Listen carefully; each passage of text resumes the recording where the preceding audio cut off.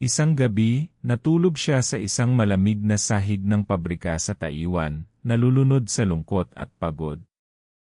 Ngayon, pagkalipas ng 8 taon, ang kanyang pangalan ay nakaukit na sa bawat sulok ng mga shopping mall sa buong Pilipinas, hindi bilang isang manggagawa, kundi bilang may-ari ng isang malaking food cart empire.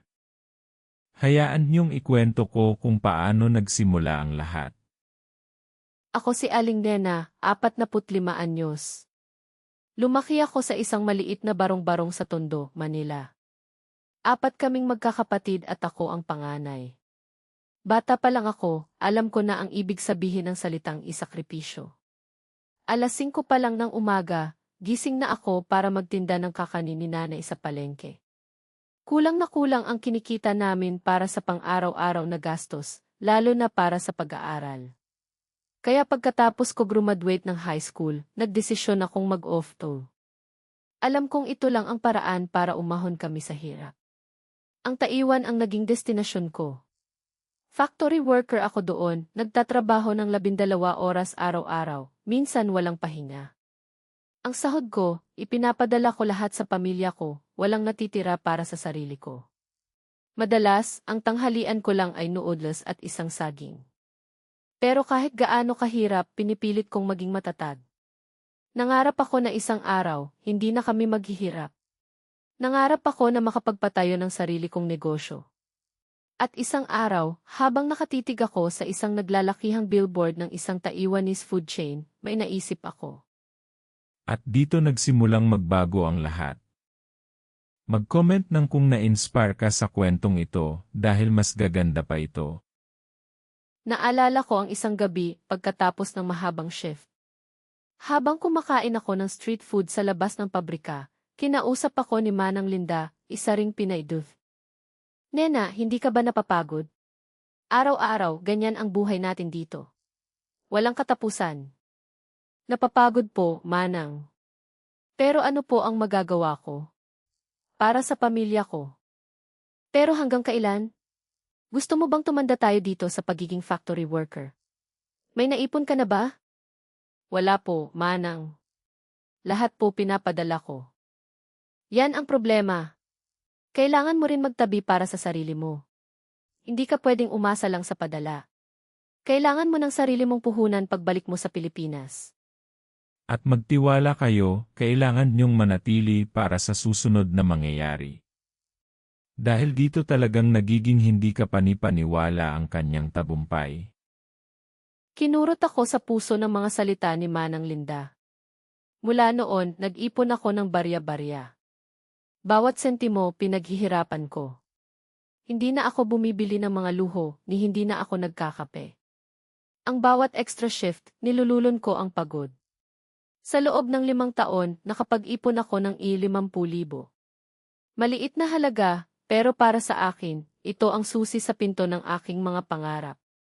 Pag-uwi ko sa Pilipinas, bumili ako ng isang maliit na food cart at sinimulan ko ang Inena's Pancit Express sa labas ng aming bahay sa Tondo.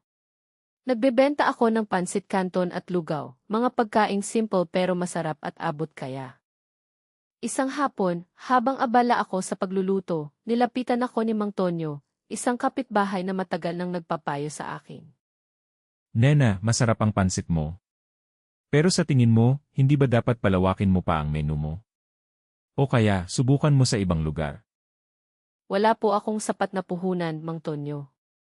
Ito lang po ang kaya ko sa ngayon. Puhunan? Ang puhunan mo ay ang sipag at lasa ng pagkain mo. Bakit hindi mo subukan mag-abang sa labas ng mga eskwelahan tuwing uwian? O kaya sa terminal ng bus? Pero paano po kung hindi ko kayanin? Paano po kung malugi? Lahat ng negosyo may risk, Nena. Ang importante, may pananampalataya ka sa sarili mo. Kung masarap ang pagkain mo, babalik-balikan ka ng tao. At kung nagsusumikap ka, hindi ka pababayaan ng Diyos. Ang mga salita ni Mang Tonyo ang nagbigay sa akin ng lakas ng loob. Sinubukan ko ang payo niya. Nag-abang ako sa labas ng isang malaking high school sa Tondo. Sa simula, mahirap. Minsan ulan, minsan mainit. Pero unti-unti dumami ang mga customer. Nagustuhan nila ang lasa ng pansit ko. Mula sa isang food cart, naging 2, tapos 3. Hindi nagtagal, may mga lumapit sa akin at nagtanong kung pwede nilang i-franchise ang Kinenas Pancit Express. Hindi ako makapaniwala. Ang pangarap kong magkaroon ng sariling negosyo, lumalaki ng husto. Ngayon, mayroon na akong mahigit 100 outlets sa buong Pilipinas, at nagpapasalamat ako sa Diyos at sa lahat ng mga taong naniwala sa akin. Tinulungan ko rin ang mga kapatid ko na magsimula ng sarili nilang negosyo, at ang nanay ko, hindi na nagtitinda sa palengke. Mula sa pagiging isang factory worker sa Taiwan, si Aling Nena ay ngayon ay isang successful na CEO ng isang lumalagong food cart franchise. Ang kanyang kwento ay patunay na sa sipag, tiyaga, at pananampalataya, walang imposible. Kung kaya niya, kaya mo rin. Kaya, anong aral ang natutunan mo sa kwentong ito? Ay comment ang inyong mga saloobin. At kung may sarili kayong kwento ng tagumpay, ibahagi niyo sa comments. Mag-subscribe para sa bagong kwento araw-araw.